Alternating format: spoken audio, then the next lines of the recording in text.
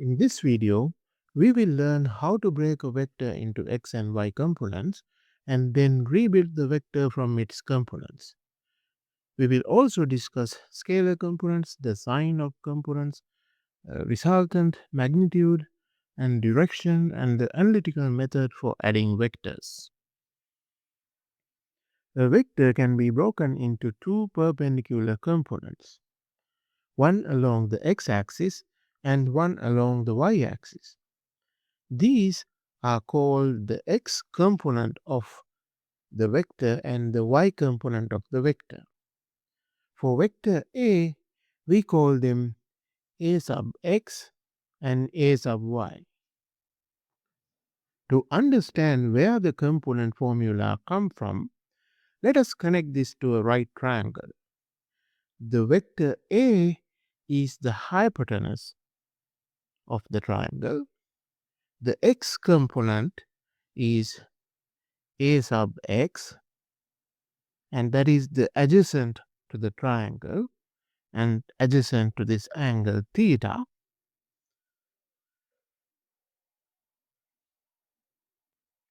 And then y component A sub y is opposite to the angle theta.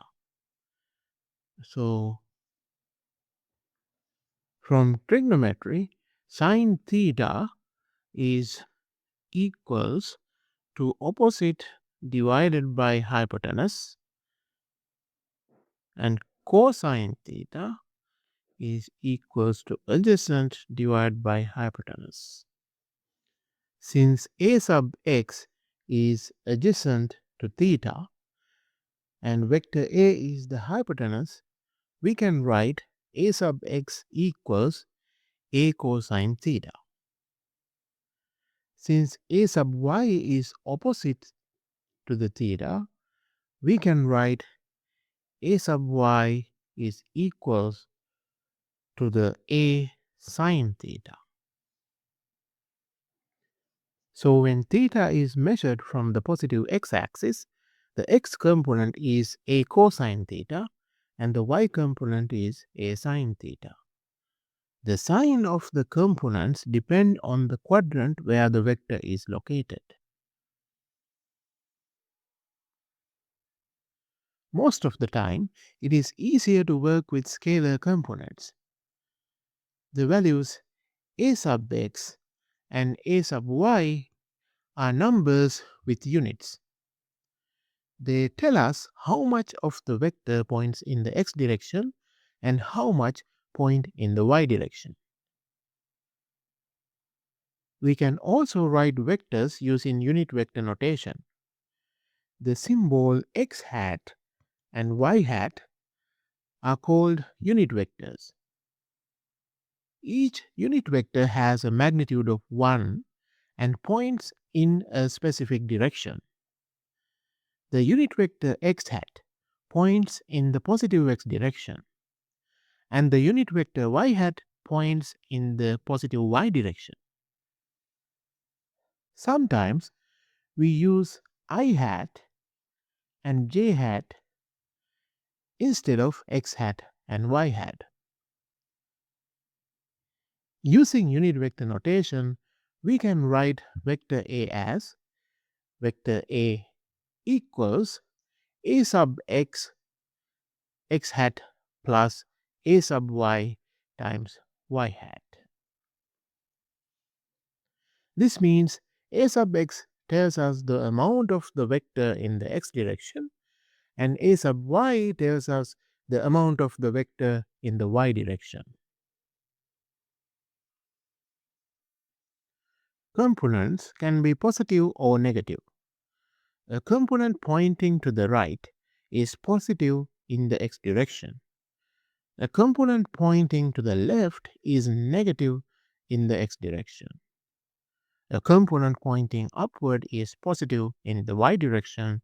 A component pointing downward is negative in the y direction. The sign depends on the coordinate system and the quadrant of the vector. For example, if a vector is in the first quadrant, Both the x component and the y component are positive. The x component pointing to the right and the y components point upward. If a vector is in the third quadrant, then both components are negative. The x component points to the left and the y component points downward.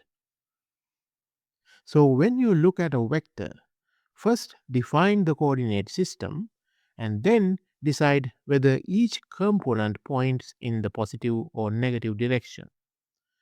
Once we know the components, we can find the original vector's magnitude and direction.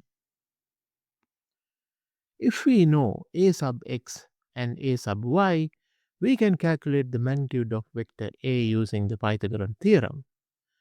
The magnitude of vector A equals the square root of a sub x squared plus a sub y squared. To find the direction, we use tangent. Tangent theta is equals to a sub y divided by a sub x. So theta equals tangent inverse of a sub y divided by a sub x. However, we must be careful when using this equation. The sign of a sub x and a sub y determine the quadrant of the vector. The calculator gives an angle from tangent inverse, but we must interpret that angle correctly. If a sub x is positive and a sub y is negative, the vector is in quadrant 1.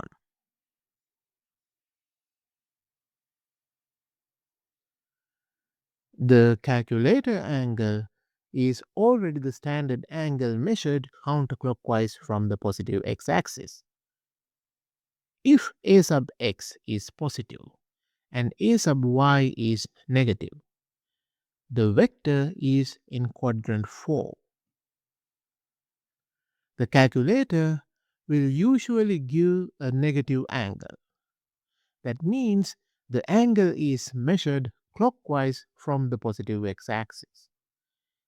If you want the standard positive angle, you can add 360 degrees. If a sub x is negative, the vector is on the left side of the coordinate system.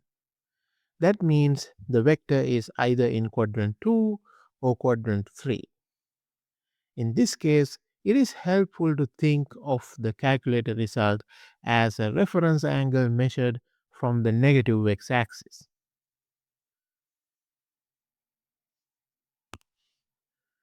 If a sub x is negative and a sub y is positive, the vector is in quadrant 2. The calculator result will be negative. In this case, the negative calculator angle should be interpreted as a reference angle only after confirming that the vector is actually in the quadrant 2 from the signs of the components. To report the standard direction angle from the positive x-axis, subtract the magnitude of the reference angle from 180 degrees. For example, if a sub x is negative and a sub y is positive, and the calculator gives negative, let's say 34 degrees, then the vector is 34 degrees clockwise from the negative x-axis.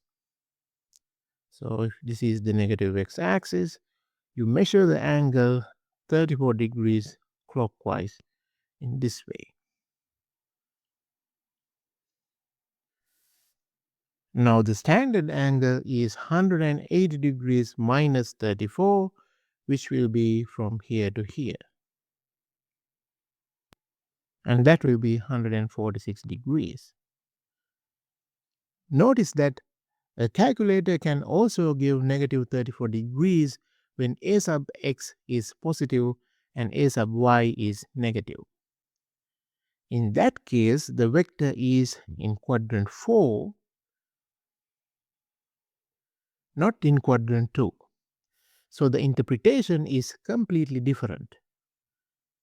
This is why you must always check the sign of a sub x and a sub y before deciding how to interpret the calculator result. If a sub x is negative and a sub y is negative, the vector is in quadrant 3.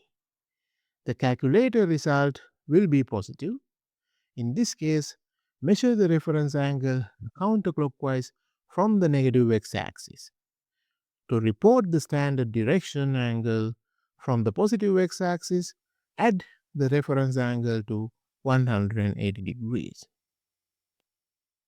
For example, if the calculator gives positive 34 degrees, the vector is 34 degrees counterclockwise from the negative x-axis. The standard angle is 180 plus 34 degrees, which will give you 214 degrees. So the main point is this: do not use the calculator angle blindly. Always check the signs of the x and y components and make sure the final direction match the correct quadrant. Now let us apply this idea to vector addition. For analytical vector addition, we add the x components together and the y components together. If vector r equals vector a plus vector b, then x component of vector r is r sub x equals a sub x plus b sub x. The y component of the vector r is r sub y equals a sub y plus b sub y. After finding r sub x and r sub y, we find the magnitude of the resultant vector using r equals the square root of r sub x squared plus r sub y squared. Then we find the direction using theta equals tangent inverse of r sub y divided by r sub x. Again, we must check the signs of r sub x and r sub y to determine the correct quadrant. This analytical method is more accurate than measuring a drawing because it uses the actual components of the vectors. In the next video, we will practice this component method with examples.